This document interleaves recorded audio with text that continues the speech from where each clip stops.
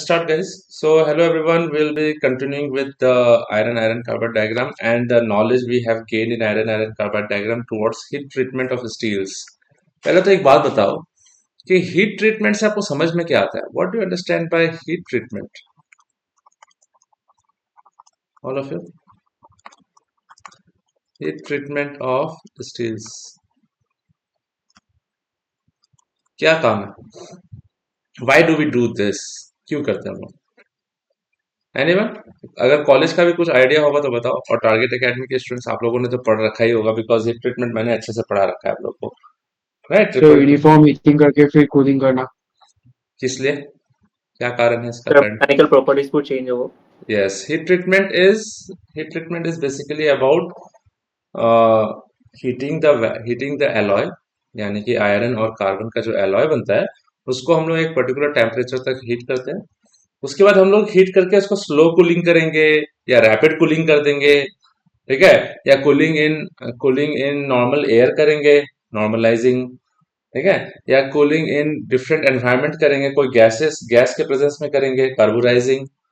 तो अलग अलग मेथड में जब हम लोग क्या करते हैं, basically it is this heat treatment को अगर हम लोग बहुत सिंपल वर्ड में बोला जाए, it is generally called heating of heating of द alloys of iron and carbon. तो आयरन एंड कार्बन से जो एलॉय बनता है, यानी कि स्टील्स बनेगा। So heating of alloys of iron and carbon, ध्यान से सुनना, हाँ, and successively successively cooling at different rates. Different rates मतलब क्या? अलग अलग टाइम पे, कभी ज्यादा जल्दी कूलिंग कर देंगे, कभी रेट ऑफ कूलिंग बहुत धीरे होगा। तो cooling at different rates will produce will produce what? Will produce alloys of different compositions या फिर different माइक्रो स्ट्रक्चर, खासकर माइक्रो स्ट्रक्चर के बारे में बात करेंगे हम लोग। तो जिसान आपका जो माइक्रो स्ट्रक्चर वाला डाउट है ना, वो यहाँ पे क्लियर हो जाएगा, ठीक है? So alloys of different micro structures मिलेगा हम लोगों को। तो माइक्रो स्ट्रक्चर्स क्या होता है? जैसे कि ब्रेवाइस लैटिसेस में हम लोग पढ़ते हैं, we talk about cubic, tetragonal, orthorhombic, rhombohedral, hexagonal, monoclinic, triclinic, CTO और एचएमटी। ये all of this are micro structure, यानी कि इसका बेसिक फंडामेंटल यूनिट सेल कैसा है? तो यूनिट सेल अलग अलग होगा, जैसे कि बॉडी सेंटर्ड क्यूबिक होगा। तो बॉडी सेंटर्ड क्यूबिक को लेते हुए यूनिट सेल का जो ज्योमेट्री है, तो क्यूबिक होगा तो all sides will be same. Tetragonal एक साइड ज्यादा इलोंगेटेड होगा, समथिंग लाइक दिस। तो हम लोग को करना क्या है कि जब हम लोग माइक्रो स्ट्रक्चर्स के बारे में पढ़ते हैं, तो we generally will talk about the crystal structure. हम लोग क्रिस्टल स्ट्रक्चर के बारे में तो पढ़ेंगे पढ़ेंगे, ठीक है? लेकिन ये क्रिस्टल स्ट्रक्चर जैसे कि क्यूबिक है या टेट्रागोनल है, वो अरेंज कैसे है? तो दिस प्लस द अरेंजमेंट्स। तो अरेंजमेंट्स होगा कि बहुत डिसिप्लिन वे में है, या फिर बहुत रैंडम इधर उधर है कुछ। And stacking of the crystals का जो स्टैक हो रहा है वन अपॉन अनदर, वो कैसे हो रहा है? Is it randomly oriented? It is properly oriented? तो वो ओरिएंटेशंस और उसको पूरा चीज को हम लोग माइक्रो स्ट्रक्चर बोलेंगे। और माइक्रो स्ट्रक्चर से डिपेंड करेगा, माइक्रो स्ट्रक्चर पे ही डिपेंड करेगा आप लोग का thermophysical properties. Thermophysical properties thermophysical properties plus और क्या प्रॉपर्टीज हो सकता है? Mechanical properties. Am I clear all of you so far? All of you in this class is are getting a Yes, sir. Point? All of you, सबसे पूछ रहा हूँ, kindly be interactive in the class. The more interactive you are, the more easy it will be for you to understand. Is it clear all of you? समझ में आ रहा है? ठीक है? तो थर्मोफिजिकल और मैकेनिकल प्रॉपर्टीज अलग अलग करने की वजह से, अलग अलग होने की वजह से, तो the alloys will find different applications in different environments. कहीं हो सकता है हम लोग को डक्टिलिटी की ज्यादा जरूरत है, कहीं हो सकता है हम लोग को ब्रिटलनेस की जरूरत है, हार्डनेस की जरूरत है, कहीं हम लोग को सॉफ्टनेस की जरूरत है। तो विल डिसाइड कि कहाँ पे कौन सा एलॉय। तो जैसा जैसा सिचुएशन में हम लोग काम कराएंगे, वहां पे हम लोगों को वैसा सिचुएशन में हम लोग को मेंटेन रखना है, यानी कि वैसा सिचुएशन में हम लोग को वैसा एलॉय को यूज करना है। जैसे कि for example if you want to have जैसे कि शॉक एब्जॉर्बिंग कैपेसिटी होना चाहिए किसी में, ठीक है। शॉक एब्जॉर्बिंग कैपेसिटी होने के लिए उसमें सॉफ्टनेस होना पड़ेगा थोड़ा सा, ठीक है। ज्यादा ब्रिटल होगा तो शॉक एब्जॉर्ब नहीं कर पाएगा, जल्दी ब्रेक हो जाएगा, जल्दी फ्रैक्चर होगा। तो that will decide what this thermophysical properties and mechanical properties will decide where to use those alloys, and वो alloy को बनाने के लिए हम लोग हीट ट्रीटमेंट करते हैं, as simple as that। तो ये हीट ट्रीटमेंट पढ़ने से पहले आप लोगों को फिर से मैं बता दूं, आप लोगों को क्या पढ़ना पड़ेगा, पूरा का पूरा आयरन आयरन कार्बाइड डायग्राम ध्यान रखना पड़ेगा गाइस, नहीं तो दिक्कत होगा आपको। Got my point all of you? Iron iron carbide diagram का when we talk about iron iron carbide diagram Fe3C diagram जब ड्रॉ करते हैं हम लोग, phase diagram, we are talking about the phase diagram. तो क्या क्या इंपॉर्टेंट पॉइंट्स है इसको बता सकते हैं मेरे को? What are the critical points that we have to keep in mind to draw the phase diagram of iron iron carbide? Anyone?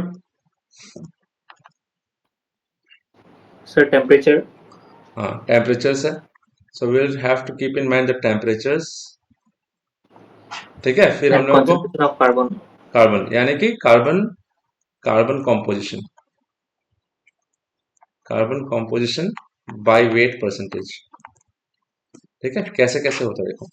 Temperatures हमारे पास थ्री इंपॉर्टेंट टेम्परेचर्स है जो हम लोग को ध्यान रखना है। क्या क्या है? Anyone who can tell me what are the three important temperatures? Sir, 73 degrees Celsius, very good Zeeshan यार, सही बात है, 723 degree Celsius. Then 1148 degrees Celsius, 11 lovely 1148 and degree Celsius. 1495. 1495. Very nice, very nice. So 723, 1148, 1495, तीन अलग अलग आ रहा है हमारे पास। अब इसमें से हम लोग को ध्यान रखना है कि किसमें यूटेक्टॉइड, कौन यूटेक्टिक और कौन पेरिटेक्टिक रिएक्शन है गाइस, ठीक है। ये याद रखना पड़ेगा आप लोग को, तभी जाके ये आयरन आयरन कार्बाइड डायग्राम आपसे बनेगा फॉर श्योर। तो जैसे कि 723 डिग्री सेल्सियस जो है, मैं आपको थोड़ा सा यहाँ से जगह ले लेता हूँ, I just reserve some space here so that मैं टेम्परेचर्स के बारे में एक बार अच्छे से लिख दूं। सो 723 डिग्री सेल्सियस पे क्या, कौन सा टेम्परेचर बोलते हैं गाइस इसको? What is the temperature this one? Eutectoid. Eutectoid. Eutectoid. Yes, very nice. Eutectoid. This one is eutectic, isn't it? Tactic. Yeah, and this one is peritectic. याद करने का तरीका बता रहा हूँ। आप लोग क्या करोगे, आप जैसे मैं बता रहा हूँ आप लोग वैसे ही करके लिखोगे गाइस। हाँ, एग्जाम से पहले अगर आप प्रैक्टिस ऐसे कर लोगे तो you will understand a lot of things from here. तो आपको थोड़ा सा तरीका बता रहा हूँ, कॉलेज में नहीं बताया जाता है तरीका कि पढ़ा कैसे जाता है। So eutectoid, eutectic, peritectic, fine. Eutectoid temperatures पे 723 डिग्री सेल्सियस में यूटेक्टोइड रिएक्शन होगा। सो एक तो ये हो गया। चलो, यूटेक्टोइड पे कार्बन कंपोजिशन जो होगा, मैं एक बार यहाँ पे लिख देता हूँ, कार्बन का मैक्सिमम कंपोजिशन यूटेक्टोइड टेम्परेचर पे कितना होगा, या यूटेक्टोइड पे क्या होगा, कौन सा? Sir, 0.8. वेरी नाइस यार, very nice, very good, 0.8%। Eutectic पे 4.3. नाइस, एंड पेरिटेक्टिक पे 0.17. 0.17, ठीक है गाइस, नाइस। तो 0.17% ऑफ कार्बन, ये सब कार्बन का परसेंटेजेस है। ये सबसे पहले तो ये लिख लेना गाइस पूरा। अब उसमें क्या क्या होगा वो देखते हैं। तो हम लोग आयरन आयरन कार्बाइड डायग्राम अगर ड्रॉ करेंगे तो हम लोगों के पास ऐसे डायग्राम, चलो ठीक है, मैं आपको रफ आइडिया बता रहा हूँ ड्रॉ करने का तरीका। और यहाँ पे कितना, जीरो से लेके 0% कार्बन से लेके कितना परसेंट कार्बन तक जाएंगे गाइस? मैक्सिमम कार्बन कंटेंट कितना ले सकते हैं? यहाँ 0% कार्बन है गाइस। हाँ, यहाँ दिस इज 0% कार्बन, और यहाँ पे हम लोग मैक्सिमम लेंगे 6.67% कार्बन। उसके बियॉन्ड हम लोग को कोई मतलब है नहीं गाइस। उसके बियॉन्ड अगर हम लोग कार्बन ऐड कर देंगे तो हम लोग का जो आयरन में कार्बन का कंटेंट बढ़ते जाएगा, तो कार्बन की वजह से ब्रिटलनेस आता है, सॉफ्टनेस आता है, जल्दी फ्रैक्चर होगा, जल्दी रप्चर होगा, and which is definitely not of any significant use for any of the environment that you want to use the steel for. तो हम लोग को स्टील को यूटिलाइज करने के लिए वो कार्बन कंटेंट 6.67% से ज्यादा होना नहीं चाहिए। हम लोग 0 से लेकर 6.67% कार्बन तक ही ड्रॉ करते हैं गैस। और इधर आयरन 100% है, आयरन इज 100%। तो हम लोग के पास 3 टेम्परेचर आएगा गाइस, ध्यान से सुनना, मैं रफ रफ डायग्राम ड्रॉ कर रहा हूँ। तो हमारे पास 1495 आएगा, लेकिन हम लोग का जो आयरन है, आयरन मेल्ट होता है कितना पे, 1538 पे गाइस, ऑल ऑफ यू याद है ना गाइस? Yes, sir. कितना टेम्परेचर पे आयरन, प्योर आयरन मेल्ट होगा 1538 degree Celsius, I hope so, मेरे जितना याद है मुझे। और फिर हमारे पास 723 और बीच में 1148 कहीं आएगा, तो we will have 723 degree Celsius यहाँ पे, और इसके बाद 1148 कहीं इधर आएगा गाइस, ठीक है? तो हम लोग डेफिनेटली हम लोग कुछ लाइन ऐसे ड्रॉ करते हैं। तो लेट अस सी गाइस, हमारे पास क्या क्या आ रहा है यहाँ पे। तो हमारा याद रखना 3 तरह का आयरन फॉर्म होता है guys, 3 types of ferrites we will have, ये भी ध्यान रखना। मैं आपको थोड़ा सा की पॉइंट्स फिर से समझा दे रहा हूँ। There are 3 important points, 3 types of ferrites, 3 types of ferrites that we have to keep in mind. जैसे कि अल्फा फेराइट, तो अल्फा एफई सबसे लोएस्ट टेम्परेचर पे रहेगा, alpha FE. Then alpha FE के बाद हमारे पास आएगा gamma FE. Am I clear all of you? ठीक है, gamma FE, and then we will have what, delta FE. 3 types of iron रहेगा हमारे पास, ये बीसीसी, एफसीसी, फिर से बीसीसी। तो अलग अलग आपका क्रिस्टल स्ट्रक्चर्स भी रहेगा गाइज, यूनिट सेल का शेप अलग अलग रहेगा तीनों में। तो ये आपका लो टेम्परेचर पे रहेगा, ये जनरली आपका अराउंड यूटेक्टोइड के पास रहेगा गाइज। गामा जो रहेगा आपका यूटेक्टोइड से यूटेक्टिक टेम्परेचर्स तक, पेरिटेक्टिक तक भी जाता है गाइज, तो ट्रांजिशन होगा, तो यूटेक्टोइड से यूटेक्टिक, यूटेक्टिक से पेरिटेक्टिक। ध्यान से सुनना गाइस, हाँ यहाँ पे मैं समझा रहा हूँ आपको। तो यूटेक्टोइड यानी कि 723 के नीचे एक और चीज रहता है जिसको बोलते हैं Fe3C। Fe3C, इसको हम लोग सीमेंटाइट बोलते हैं guys, we name it as cementite, ठीक है? लेकिन सीमेंटाइट 723 के नीचे रहेगा, this will always be below 723 degree Celsius. 723 degree Celsius is our eutectoid temperature. एक बार फिर से छोटा सा रिवीजन देख लो। हमारे पास 3 important temperatures that we have is 723, 1148, 1495। Eutectoid temperature है, यहाँ पे यूटेक्टोइड रिएक्शन होगा, यूटेक्टोइड एक पॉइंट होगा यहाँ पे 1148 पे, यूटेक्टिक टेम्परेचर पे यूटेक्टिक रिएक्शन होगा, पेरिटेक्टिक टेम्परेचर पे पेरिटेक्टिक रिएक्शन होगा गाइस। और फेज ट्रांजिशन यानी कि अल्फा से जब टेम्परेचर बढ़ाते जाएंगे तो गामा, गामा से मिलेगा डेल्टा, और उसके बाद में सब कुछ मिल जाएगा लिक्विड, ठीक है? तो लिक्विड एकदम हाई टेम्परेचर्स पे रहेगा, लेकिन हाँ यूटेक्टिक टेम्परेचर्स पे भी आपको लिक्विड का कंपोजिशन मिलेगा। ध्यान से सुनना, अभी एक चीज बताने जा रहा हूँ। तो अल्फा प्लस, ध्यान से सुनना, अल्फा नीचे तो सीमेंटाइट है, तो 723 के नीचे, तो इधर ये टेम्परेचर 723 पे होगा, तो अल्फा प्लस Fe3C यानी कि अल्फा फेराइट प्लस सीमेंटाइट को अगर हम लोग हीट करते हैं 723 डिग्री सेल्सियस पे और 0.8% कार्बन पे, तो हम लोग को सीधा सीधी गामा मिल जाएगा। या फिर उल्टा लिख दो, मैंने दो तरफ से एरो, 2 वेज एरो दिया हुआ है मैंने आपको, यानी कि गामा को डिकम्पोज करोगे या स्लो कूलिंग करोगे 723 पे, maintaining the composition of carbon at 0.8%, you will get alpha plus Fe3C। तो ये हो गया आपका eutectoid reaction. Am I clear all of you guys so far? Yes और नो? Yes, sir. सब किसी को सब कोई अच्छे से ध्यान से सुनना, एकदम इंपॉर्टेंट चीज बता रहा हूँ मैं आप लोगों को। फिर हमारे पास गामा, फिर गामा के ऊपर आएगा आपका Fe3C, एक और आएगा लीड बोराइड जिसको बोलते हैं, वो बाद में देखा जाएगा हम लोग को। तो Fe3C कंपोजिशन मिलते जाएगा। तो Fe3C सीमेंटाइट जो रहता है वो 723 के बिलो रहेगा, यूटेक्टिक टेम्परेचर के नीचे सीमेंटाइट रहेगा, जो जिसको सीमेंटाइट बोलेंगे 723 डिग्री सेल्सियस के नीचे वाला को। फिर इसमें हम लोग को गामा मिल रहा होगा, यहाँ पे हम लोग को गामा मिल रहा होगा। फिर गामा, अब थोड़ा सा दूसरा मेथड से लिखता है यहाँ पे, तो gamma plus Fe3C, gamma plus Fe3C, ये अगर आप हीट करते हो 1148 डिग्री सेल्सियस पे अगर हीट करते हो तो आपको लिक्विड मिलेगा, सारा चीज लिक्विड, एंटायर होमोजीनियस। और लिक्विड को अगर आप कूल करते हो तो आपको Fe3C प्लस गामा मिलेगा, लीड बोराइड एंड ऑल, ठीक है? तो ये इसको ऑस्टेनाइट बोलते हैं, ये भी देखा जाएगा, हम लोग इसके बारे में बात करेंगे। लेकिन ये कौन सा कॉम्पोजिशन पे हो रहा होगा? 4.3%। ये क्वेश्चन आपको एमसीक्यूज में आता ही आता है। This is very important. Eutectic वाला तो आएगा ही आएगा, यूटेक्टोइड एंड पेरिटेक्टिक वाला रिएक्शन हो सकता है बाद में, देखा जाएगा। तो पेरिटेक्टिक अब आएगा 1495 पे, बहुत लो वैल्यू ऑफ ये आपका। तो पेरिटेक्टिक में क्या होता है इन दिस केस, तो हमारे पास क्या होगा यहाँ पे, ध्यान से सुनना। लिक्विड, तो यहाँ पे हम लोग को गामा प्लस Fe3 से मिल रहा है, नीचे गामा मिलेगा। तो I tell you what will happen. मैं जितना याद रखा हूँ मैं आपको हिसाब से समझा देता हूँ। तो गामा को अगर आप हीटिंग करते हो, अगर आप गामा को हीट करोगे कितना पे, 1495 टेम्परेचर से ज्यादा हीट कर दोगे ऊपर, तो हीट करने पे आपको मिल जाएगा लिक्विड, लेकिन लिक्विड के साथ डेल्टा मिलेगा, डेल्टा आयरन।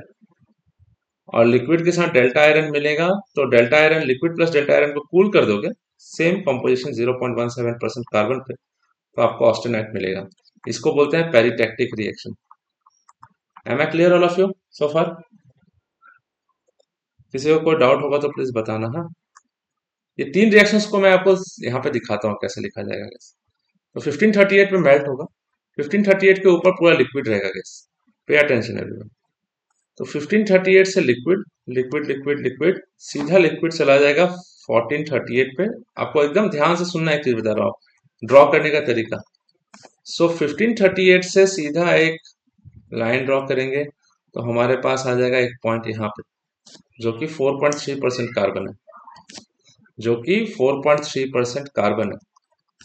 ड्रॉ करने का तरीका, easy way to draw and easy way to remember it for entire BTech, 4.3%। Fine. और यहां से ये लिक्विडस लाइन है, ये भी लिक्विडस लाइन होगा, ऊपर की तरफ चला जाएगा गैस। फाइन। यहाँ पे हमारे पास लिक्विड है, सारा कुछ liquid. Am I clear all of you? Any doubt anyone? Yes. फिर लिक्विड जब डिकम्पोज होता है, तो हमारे पास लिक्विड को जब कूलिंग करेंगे, तो सॉलिडिफाई होगा, जब यहाँ पे नीचे की तरफ आएगा, तो यहाँ पे सबसे टॉप टेम्परेचर पे एग्जिस्ट करता है डेल्टा आयरन। तो डेल्टा आयरन ऐसे रहेगा गैस, यहाँ से लेके ऐसे जाएगा और फिर यहाँ पे ऐसे चला जाएगा गैस। तो ये जगह पे प्योर डेल्टा आयरन एग्जिस्ट करेगा। उसका मैक्सिमम सॉलिड सॉल्युबिलिटी कितना होगा गैस? ये 0.09%। याद रखना, ये इंपॉर्टेंट है। हाँ, ये जो मैं पॉइंट ड्रॉ कर रहा हूँ, this is 0.09%। So this is, इसको मैं किधर से ड्रॉ कर दूं, दिस इज ऐसे करता हूं। This is 0.09% carbon. मतलब क्या कि आयरन में, आयरन, प्योर आयरन में, इधर तो ये लाइन, ये वाला लाइन तो प्योर आयरन है, उसमें हम लोग कार्बन ऐड करते जाएंगे। तो 1495 डिग्री सेल्सियस, ये जो टेम्परेचर मैं ड्रॉ कर रहा हूँ ऐसे करके, ये जो टेम्परेचर होगा ये 1495 डिग्री सेल्सियस है। क्लियर है सब किसी को? ये 1495 डिग्री सेल्सियस पे मैक्सिमम सॉल्युबिलिटी ऑफ कार्बन कितना है आयरन में? 0.09%। तो वहां तक डेल्टा आयरन का मैक्सिमम कितना परसेंटेज होगा? Maximum solid solubility in carbon, of carbon in iron at 1495 degree Celsius. अगर आपसे कोई पूछता है, मान लो इंटरव्यू में पूछ लिया, क्या पता, तो पूछेगा कि what is the maximum solid solubility of carbon by weight percentage in iron at 1495 degree Celsius. तो आप बोलेंगे 1495 सबसे टॉप में, because 1538 is the melting point of iron, उससे जस्ट नीचे कहीं होगा, वहां तो डेल्टा आयरन एग्जिस्ट करता है। ओके, सो डेल्टा आयरन जो होगा उसमें ज्यादा से ज्यादा आपको कार्बन का मैक्सिमम सॉलिड सॉल्युबिलिटी 0.09%। फाइन। फिर एक पॉइंट आएगा जिसको बोलेंगे हम लोग 0.17%, ऐसे करके guys. Try to understand what I am saying here guys, all of you. तो 0.17% दिस वन, और 0.17%, तो यहाँ पे लिक्विड, सब तरफ लिक्विड है गाइस, देखो, try to understand what I am saying here. Liquid, यहाँ डेल्टा, तो liquid, liquidus line, solidus line, this is liquidus solidus. तो लिक्विडस और सॉलिडस के बीच में जो रीजन होगा उसको बोलेंगे हम लोग, बिकॉज वहां पे फेज ट्रांजिशन हो रहा है, लिक्विड से सॉलिड में जा रहा है। Am I clear all of you guys, yes और नो? 1538 के ऊपर तो सब कुछ लिक्विड है गाइस, 100%। सारा कुछ लिक्विड है एवरीवेयर, बट नीचे आओगे तो डेफिनेटली सॉलिडिफिकेशन होगा, लेटेंट हीट रिलीज करेगा तो सॉलिडिफाई होगा। तो ये पॉइंट तो हम लोग को मिल गया, ये पॉइंट 0.17% पे हो रहा है। So this is 0.17% of carbon maximum solid solubility। तो लिक्विड प्लस डेल्टा डिकॉम यहाँ पे नीचे आएगा, इसको ठंडा करेंगे तो यहाँ पे ऑस्टेनाइट मिलेगा। This is gamma iron. Am I clear all of you guys, yes और नो? किसी को कोई डाउट हो तो प्लीज बताओ। Is it clear all of you? Yes, sir. सबसे पूछ रहा हूँ मैं, सबसे जितने लोग स्टूडेंट्स हैं यहाँ पे, प्लीज प्लीज रिप्लाई रेस्पॉन्ड। अगर आपको जो भी डाउट हो रहा होगा, कहीं पे भी कोई भी डाउट हो रहा होगा, if you have any problem please do not hesitate to ask. যিমান মন আছে সুধি লোৱা এতিয়াই, মই সব কথাৰ সব কোৱেশ্যনৰ এনসাৰ দি দিম এতিয়া। বাট এনেকা নহয় যে স্যাৰ ৰাতি 11টাত মনত পেলাইছে যে স্যাৰ এইটো মনত আহিলে এইটো ডাউট আছিল, এতিয়া সুধি লোৱা, चांसेस आर देयर आराम से, कोई दिक्कत नहीं। ये ऑस्टेनाइट, ध्यान से सुनना गाइस, हाँ, ये ऑस्टेनाइट का मैक्सिमम सॉलिड सॉल्युबिलिटी, फिर से वही बात कर रहा हूं, I am talking about maximum solid solubility of carbon in gamma iron यानी कि ऑस्टेनाइट में maximum solid solubility of carbon कितना होता है? 2.08 होगा, ये भी याद रखना पड़ेगा आपको। तो यहां से एक लाइन हम लोग ड्रॉ करेंगे 2.08 का, यहां तक, this is 2.08। Am I clear all of you guys? या 2.2% भी लेने से चलेगा। तो this is 2% carbon. Am I clear all of you guys so far? ठीक है। सो यहां से ऑस्टेनाइट का 2% कार्बन का मैक्सिमम सॉलिड सॉल्युबिलिटी होगा, कितना टेम्परेचर है? 1148 पे। 1148 जो टेम्परेचर है, इसको हम लोग टेम्परेचर यूटैक्टिक बोलते हैं, यूटैक्टिक टेम्परेचर पे होगा। पहले वाला maximum solid solubility is 0.09% of carbon at which temperature? 1495, which is temperature peritectic. ये पेरिटैक्टिक टेम्परेचर है यहाँ पे। फिर यहाँ पे यूटैक्टिक टेम्परेचर, तो यहाँ पे लिक्विड, यहाँ पे गामा, तो बीच में क्या होगा? Liquid plus gamma. Am I clear all of you? All of you guys, yes और नो? कोई डाउट होगा तो Yes, प्लीज sir. बताना, प्लीज बताना मेरे को कोई डाउट होगा तो। फिर 723 डिग्री सेल्सियस पे I draw one line again, tie line बोलते हैं, कांस्टेंट टेम्परेचर लाइन पे होगा गाइस। सो हम लोग एक टाई लाइन ड्रॉ, जनरली एक कांस्टेंट टेम्परेचर लाइन ड्रॉ कर, आइसोथर्म बोलेंगे, लीवर रूल में टाई लाइन बोलते हैं, ठीक है। चलो, तो हमारे पास यहां से ऑस्टेनाइट का रिडक्शन होगा, सॉलिड सॉल्युबिलिटी जैसे जैसे ठंडा होगा, solid solubility of carbon reduce होगा और ये पहुंच जाएगा 0.8% कार्बन पे, ऐसे करके। So I will have 0.8% carbon, this will be 0.8%, very important guys, हाँ, 0.8% कार्बन। तो यहाँ पे डेल्टा आयरन बना, यहाँ पे सॉरी डेल्टा आयरन यहाँ बना, गामा आयरन ये रहा, फिर यहाँ पे हमारे पास आ जाएगा alpha iron. So alpha iron कुछ ऐसे डिनोट करते हैं हम लोग। So this is alpha iron, alpha ferrite. Alpha ferrite का मैक्सिमम कार्बन सॉलिड सॉल्युबिलिटी कितना होगा? 0.02%। This is important again. मैं आपको एक ऐसा स्ट्रेटेजी बनाऊंगा अभी याद रखने के लिए, क्योंकि अगर आपको ये हीट ट्रीटमेंट करने से पहले आपको आयरन आयरन कार्बाइड डायग्राम पूरा अच्छे से याद रहना पड़ेगा। मैं इसलिए रिवीजन करा दे रहा हूँ हीट ट्रीटमेंट से पहले, तब जाके समझ में आएगा कि प्रो यूटेक्टोएट क्या होता है ना, फिर आपका हाइपो यूटेक्टोएट क्या होता है, हाइपर यूटेक्टोएट क्या होता है, ये सब चीज तब समझ में आएगा जब आपको ये पूरा क्लैरिटी रहा। तो यहाँ पे अल्फा फेराइट पे मैक्सिमम कार्बन सॉल्युबिलिटी कितना? 0.02%। Am I clear all of you? यहाँ पे गामा है, तो यहाँ से एक लाइन हम लोग ऐसे ड्रॉ करेंगे गाइस, ऐसे करके, जस्ट अ मिनट, सॉरी, अच्छे से ड्रॉ कर देता हूँ। तो यहाँ पे ऐसे, तो यहाँ पे गामा ऑस्टेनाइट, यहाँ पे गामा हो गया गाइस, यहाँ अल्फा हो गया, तो ये वाला रीजन में क्या होगा? विल हैव, या फिर बाहर की तरफ ड्रॉ करता हूँ। So we will have this region as alpha plus gamma. Solid boundaries है गाइस, तो एक बाउंड्री, इस बाउंड्री के ऊपर प्योर ऑस्टेनाइट मिलेगा, इसके बीच में the grain boundaries will be distributed among alpha and gamma, alpha plus gamma, उसके ये ग्रेन बाउंड्री होगा, इसके नीचे pure alpha, simple as that guys, काम खत्म। तो ये पॉइंट हम लोग का 723 डिग्री सेल्सियस 0.8 पे, तो आपको ये बन गया, ये टेम्परेचर को बोलेंगे यूटेक्टोइड टेम्परेचर, ठीक है। अब यूटेक्टोइड टेम्परेचर पे देख लो यहाँ पे क्या हो रहा है। यहाँ पे एक लाइन ऐसे, एक एरो ऐसे 0.8% पे, 0.8% को थोड़ा ठीक से लिख देता हूँ। सो आई हैव 0. यहाँ पे 0.8%, यहाँ पे क्या मिलेगा, नीचे अल्फा मिलेगा प्लस Fe3C सीमेंटाइट, उसको 723 पे ऊपर हीट कर दो तो ऑस्टेनाइट, कूल कर दो तो अल्फा प्लस Fe3C। कितना परसेंटेज कार्बन पे, 0.8% कार्बन पे, कितना टेम्परेचर पे, 723 डिग्री सेल्सियस पे। तो ये आपका जो इक्वेशन, ये जो आपका फॉर्मूला बना, आपका यूटेक्टोइड इक्वेशन है, आपका यूटेक्टोइड रिएक्शन हो रहा होगा यहाँ पे। यूटेक्टोइड रिएक्शन फिर से एक बार लिखते हैं हम लोग, अल्फा प्लस Fe3C को अगर आप हीट कर दो और कूल कर दो तो आपको मिल जाएगा ऑस्टेनाइट, इसको बोलते हैं ऑस्टेनाइट, ठीक है गाइस, ऑल ऑफ यू। कोई डाउट है किसी को, एनीवन?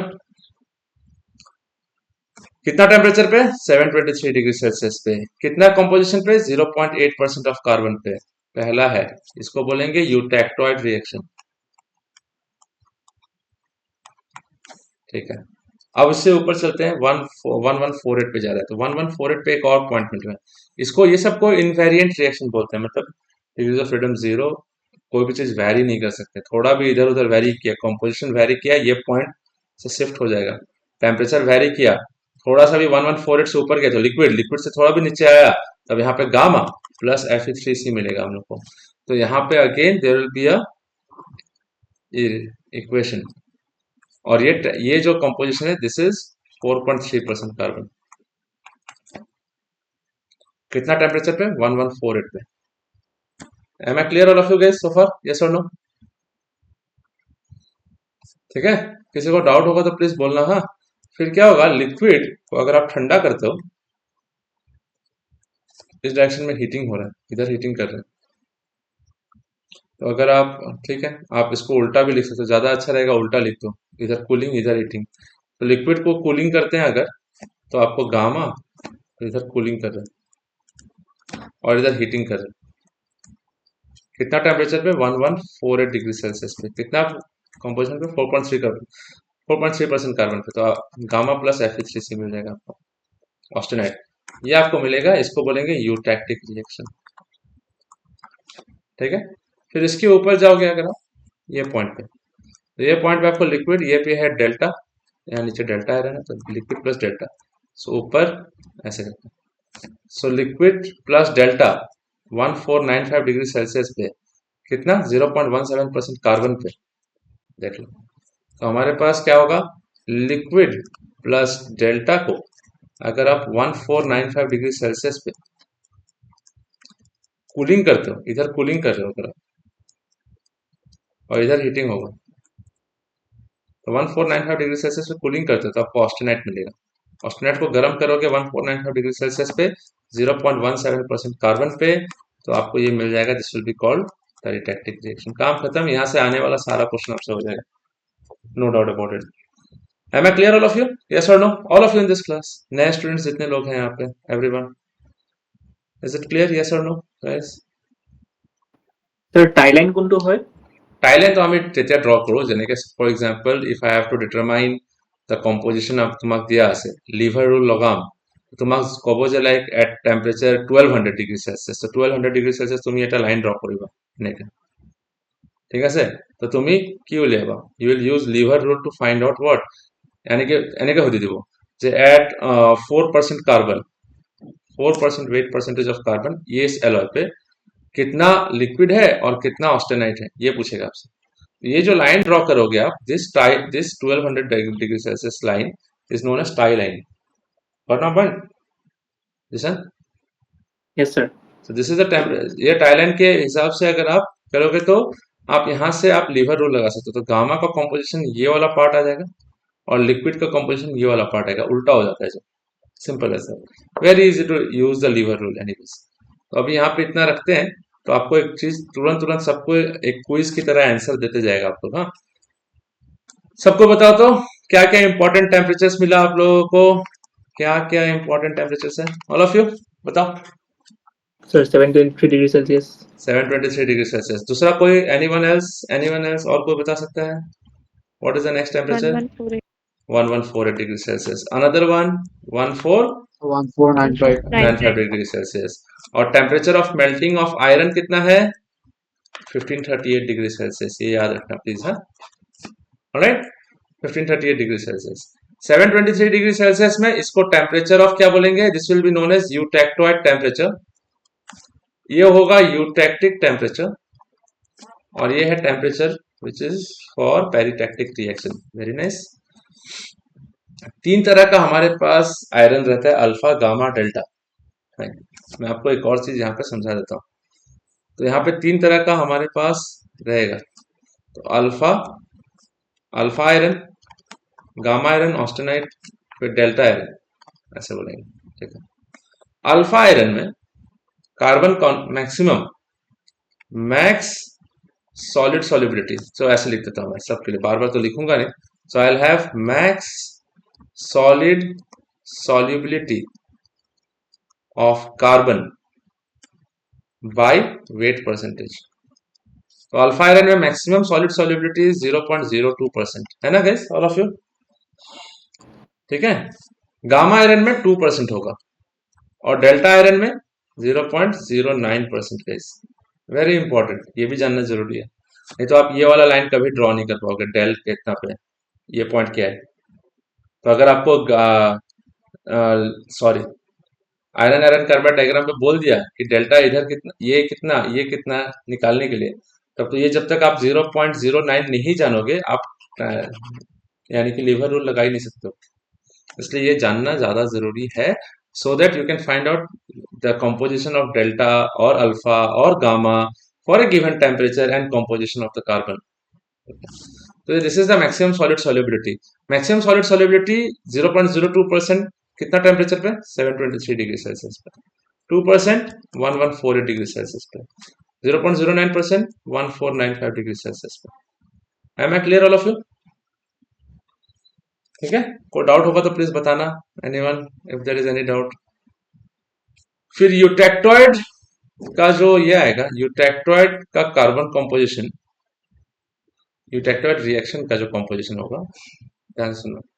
सो यूटेक्टोइड रिएक्शन जहां पे होगा वहां पे वेट परसेंटेज ऑफ कार्बन कितना होगा? यूटेक्टोइड रिएक्शन होगा 0.8% पे, होगा ना guys, all of you? Eutectoid reaction, eutectic reaction कितना पे होगा? 4.3% पे, और पेरिटेक्टिक रिएक्शन कितना पे होगा? 0.17% पे कार्बन का, वहां पे पेरिटेक्टिक रिएक्शन होगा। यूटेक्टोइड रिएक्शन कैसा दिखाई देगा? यहाँ पे ऐसे आया, यहाँ से ऐसे जाएगा, और यहाँ पे अल्फा आएगा, सॉरी डेल्टा नहीं आएगा, अल्फा आएगा। सॉरी, मैं आपको दिखा देता हूँ अच्छे से। यहाँ पे आपको 723 डिग्री सेल्सियस ऐसे, तो 0.8%, यहाँ पे 0.8% है दिस वन, दिस इज 0.8%। इसके ऊपर ऐसे क्या, फिर यहाँ पे ऐसा है, एक लाइन ऐसे आएगा, फिर यहाँ पे आपका 0.02% रहेगा, तो वहां पे अल्फा बनेगा गाइस, अल्फा है। यहाँ पे ऑस्टेनाइट है, तो ये वाला रीजन क्या हो जाएगा? Alpha plus austenite, alpha plus austenite, फिर ऑस्टेनाइट 723 डिग्री सेल्सियस पे। अगर आप हीटिंग एंड कूलिंग कर दोगे सेम कंपोजिशन पे, तो आपको नीचे मिल जाएगा अल्फा प्लस Fe3C, काम खत्म। यूटेक्टोइड रिएक्शन का जगह दिखा दिया मैंने, ड्रॉ करके बता दिया कैसे होगा। Am I clear all of you guys so far? If there is any doubt, let me know please. Any doubt? ठीक है? Is it clear to you, all of you? Yes or no? Yes, sir. All of you guys, सबसे पूछ रहा हूँ, जितने लोग हैं Dhemaji engineering college students, is it clear to you so far? Harima, is it clear? कितने लोग हैं? Yes, sir. कितने लोग हैं? सुशांका, is it clear to you so far?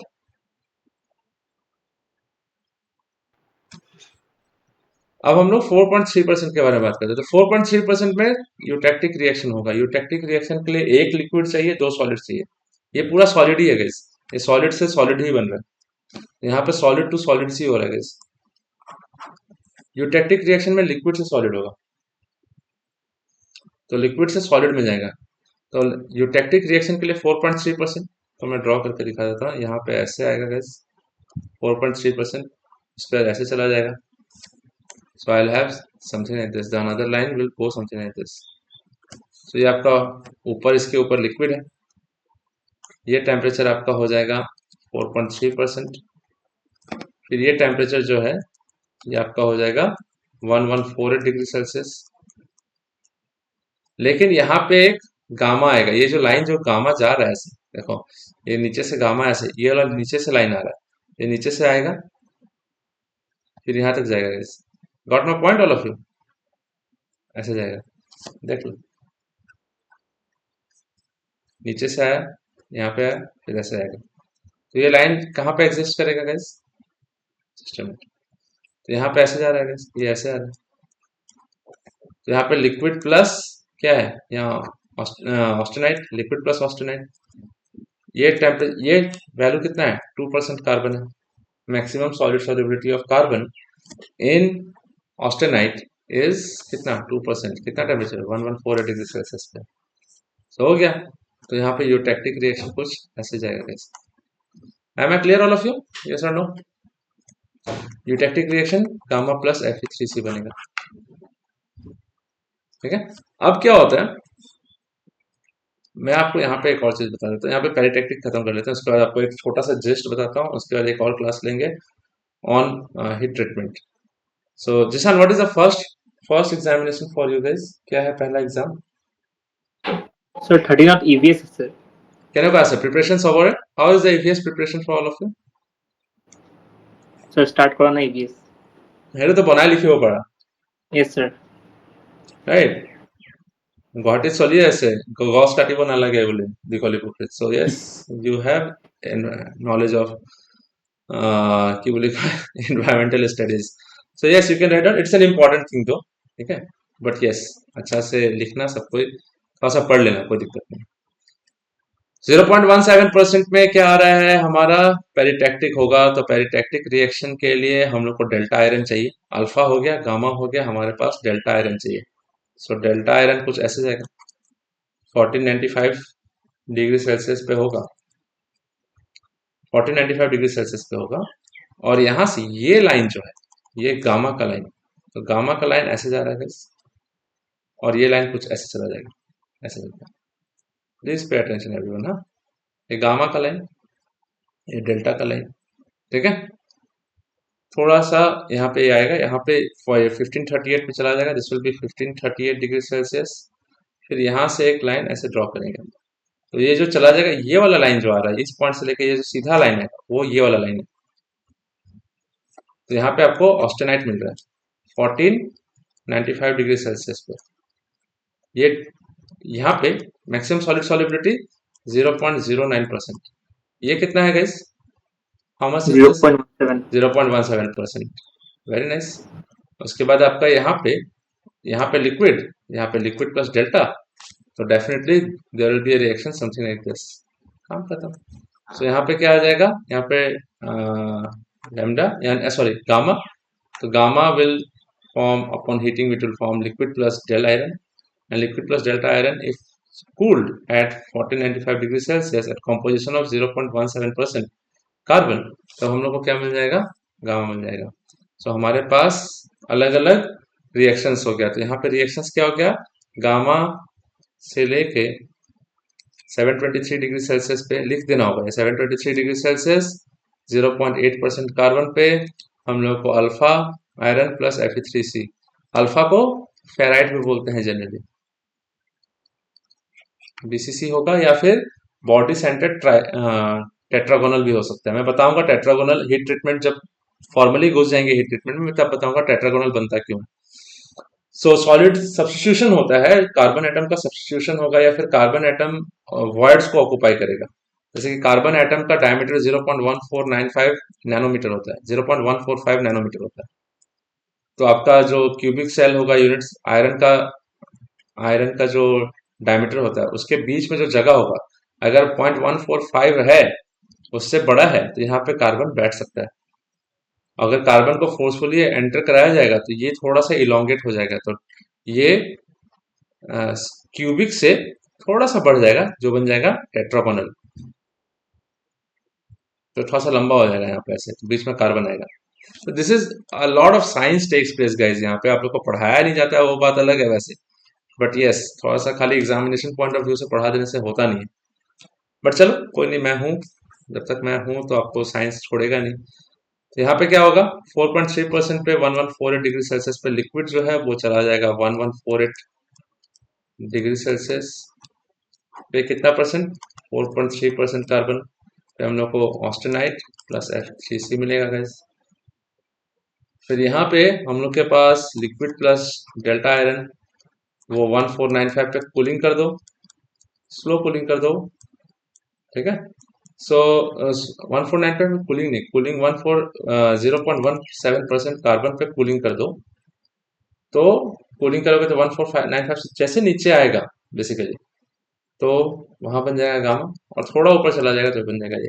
लेकिन 1495 डिग्री सेल्सियस पे ये इनवेरिएंट रिएक्शंस हो रहा है। So all of this 3 reactions that we study are known as invariant reactions. इसमें कोई वेरिएशंस आप नहीं ला सकते हो। तो ये डायग्राम यहाँ पे ऐसे बना। अभी हीट ट्रीटमेंट जब आप पढ़ोगे तो सबसे पहले आप प्लेन कार्बन स्टील का पढ़ोगे। हम लोग 2% कार्बन से ज्यादा बढ़ने वाले हैं नहीं। तो दिस इज द पॉइंट। हम लोग यहाँ से हम लोग को स्टील्स मिलेगा बेसिकली, लो कार्बन स्टील्स बोलते हैं इसमें, और उसका हाई कार्बन स्टील्स में के पास जाएगा। तो प्लेन कार्बन स्टील पहले हम लोग पढ़ेंगे यूटेक्टॉइड के बारे में, eutectoid steels.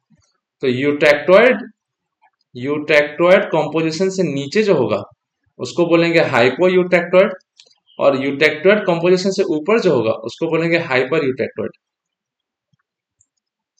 M I clear all of you, yes और नो गाइस? समझ में आ रहा है क्या बोल रहा हूँ मैं यहाँ पे? All of Yes, you sir. को डाउट है तो प्लीज बताना। हाँ यहाँ पे तो एक और चीज आपको यहाँ पे पहुंचने से पहले बता देता हूँ आपको। जैसे कि एक क्वेश्चन था पहले जो मैंने फेज डायग्राम में कराया था, लेकिन उसमें एक टॉपिक था जिसमें माइक्रोस्ट्रक्चर ड्रॉ करना था। तो आपको माइक्रोस्ट्रक्चर जब ड्रॉ करना पड़ता है ना, तो जैसे कि आप यहाँ पे ऐसे करके, ऐसे ड्रॉ करके बताओ, समझ में आ रहा है? आपको ऐसे करके बताना पड़ेगा। यहाँ पे ऐसे, यहाँ पे गामा है पूरा, एंटायरली गामा, ये पूरा का पूरा गामा होगा ये। उसके नीचे आ जाएगा तो अल्फा प्लस फेराइट। तो ये पे कोई पॉइंट पे यहाँ पे ले लो, वहां पे आप माइक्रोस्ट्रक्चर ड्रॉ करो। सो माइक्रोस्ट्रक्चर ड्रॉ करोगे तो अल्फा प्लस फेराइट का जनरली ऐसे बनता है। तो वो जो क्वेश्चन था ना जिशान, दैट पर्टिकुलर क्वेश्चन जो आपको दिया गया था उसमें कोई स्पेसिफिक कोई वैल्यूज या फिर कोई मैटर्स तो दिया नहीं है, पी एन क्यू बोल के बनाया हुआ है। तो आप ग्रेन बाउंड्रीज अगर आप यूनिफॉर्म बना रहे हो तो सब जगह गामा दो। उसके नीचे आ रहे हो तो दूसरा कुछ combination of P plus Q मिल रहा है, तो उसमें आप ऐसे कर दो, जहां पे पी प्लस क्यू आएगा वहां पे ऐसे कर दो। Got my point Zishan? समझ में आ रहा है all of you? Yes, sir. वहां पे ऐसे ऐसे लाइन ड्रॉ करो, फिर ऐसे ऐसे। ये माइक्रो स्ट्रक्चर्स, इसको बोलते हैं माइक्रो स्ट्रक्चर। जैसे कि अभी मैं आप लोगों को हीट ट्रीटमेंट जब पूरा अच्छे से डीपली जब पढ़ाने लगूंगा, 2 क्लास सही होगा मुझे एनीवेज, तो जब ये पढ़ाऊंगा तो यहाँ पे अल्फा फेराइड प्लस Fe3C का माइक्रो स्ट्रक्चर ऐसा है, ठीक है। तो अल्फा प्लस माइक्रो, ठीक है। तो ये जो है यहाँ पे, ये जो बन रहा है इसको बोलेंगे हम लोग यहाँ पे, ये आपका इसको बोलते हैं, क्या बोलते हैं उसको, लैमेलार स्ट्रक्चर बोलते हैं, LAMELLAR। मैं आपको नेक्स्ट क्लास में ये स्ट्रक्चर्स का माइक्रोस्कोपिक व्यू भी निकाल के दिखाऊंगा होता कैसे। तो यहाँ पे कहीं अल्फा है तो कहीं Fe3C है, अल्टरनेटिव दिखाई देगा। तो कहीं अल्फा है, ऐसे करेंगे, ये अल्फा दे दो, ये Fe3C दे दो, ऐसे करके। तो ये अल्फा दे दो, ये Fe3C दे दो, अल्टरनेटिव करके। तो इसको बोलते हैं माइक्रोस्ट्रक्चर ड्रॉ करना। जनरली ये पूछना नहीं चाहिए, बट ठीक है कोई बात नहीं। तो माइक्रोस्ट्रक्चर ड्रॉ करके बताओ क्या हो रहा है यहाँ पे। This is the way we solve this. Got my point Zishan and rest of Yes, you? sir. तो ये माइक्रोस्ट्रक्चर ड्रॉ करने का तरीका हुआ। अब आपको जैसे कि लैमेलार स्ट्रक्चर क्या होता है, आप लोग एक चीज भी सुने होंगे ना, I guess you might have heard about one type of martensite जिसको बोलते हैं लेथ मार्टेनसाइट। नाम सुने हैं? एनीवन? मैंने तो पढ़ाया तो है। Left martensite, mixed martensite, triple T diagram आएगा आप लोग का। फिर उसके बाद आएगा प्लेट मार्टेनसाइट। नाम सुना है all of you? Zishan all of मনত আছে? नहीं? सर अलग अलग marks. Rest of you guys, बाकी लोग, आप लोग को याद भी है थोड़ा सा क्या हो रहा है यहाँ पे? Yes sir. चलो देखते हैं कहाँ पे गया। मटेरियल साइंस ये रहा। मटेरियल साइंस के बाद हीट ट्रीटमेंट, जो मेरा नोट्स है वो देख लो यहाँ पे। This is the notes. यहाँ पे नोट्स लिख के पढ़ाया था जब मैंने आप लोगों को, तो मार्टेनसाइट, तो मार्टेनसाइट का स्टार्ट टेम्परेचर, मार्टेनसाइट का फिनिश टेम्परेचर कैसा होता है। फिर मैंने बताया था लेथ मार्टेनसाइट क्या होगा। लेथ मार्टेनसाइट समझ में आ रहा है गाइस ऑल ऑफ यू क्या होता है? फिर मैंने माइक्रो स्ट्रक्चर, ये तो मैंने तो बहुत अच्छे से बना दिया यार यहाँ पे आप लोग को, तो और क्या चाहिए पढ़ने के लिए? रिवीजन करोगे तो माइक्रो स्ट्रक्चर दिखाई देगा आप लोग को। ये प्लेट मार्टेनसाइट कैसा होता है, लेथ मार्टेनसाइट क्या होगा। तो बहुत लोग क्या करते हैं, जब पढ़ते तो है, दे स्टडी मार्टेनसाइट्स एंड ऑल, लेकिन क्या होता है कि जब वर्ड आ गया लेथ मार्टेनसाइट, क्योंकि एग्जाम से पहले पढ़ोगे आप लोग, तो एग्जाम से पहले पढ़ने से होगा नहीं। तो मेरा बोलने का मतलब ये है कि जब आप पढ़ते हो तो लेथ मार्टेनसाइट के बारे में जब आपको मालूम चला कि लेथ मार्टेनसाइट कुछ है, इसमें वर्ड आता है लेथ, तो गूगल तो हमारे पास फ्री में है। So I have lathe, what is lathe, LETH। तो लेथ जो है वो इस तरह का आपको ऐसा दिखाई देगा, these are lathes, wooden lathe. तो आपको पतले पतले लाइन में दिखाई देगा। तो मार्टेनसाइट भी जब फॉर्मेशन होगा, lath martensite will look something like this. तो लेथ मार्टेनसाइट अगर हम कर दे, थोड़ा सा हेल्प हो जाएगा आपको समझने में। तो लेथ मार्टेनसाइट कुछ इस तरह से दिखाई देगा आप लोगों को, देख रहे हो पतले पतले लाइंस। तो पढ़ने का तरीका है भाई ये सब, कि भाई हाँ लेथ होता क्या है, नाम क्यों है लेथ मार्टेनसाइट, तो उसमें ऐसे करके स्ट्रेट लाइंस दिखाई देंगे आपको, दैट इज इट। आपको ये समझना पड़ेगा कैसे पढ़ा जाता है। देन आप सोचोगे सर प्लेट मार्टेनसाइट, ठीक है भाई मैं ही टाइप कर देता हूँ। तो प्लेट मार्टेनसाइट, तो आपको प्लेट के फॉर्मेशंस में दिखाई देगा कैसे, थोड़ा सा flat, not thin lines but flat lines. Got my point all of you? समझ में आया? These are all micro structures. कैसे बनता है, क्वेंचिंग से बनता है, रैपिड कूलिंग से बनता है, क्या होता है, ये सब जानना पड़ेगा आपको। नहीं जानोगे तो समझ में नहीं आएगा, ठीक है।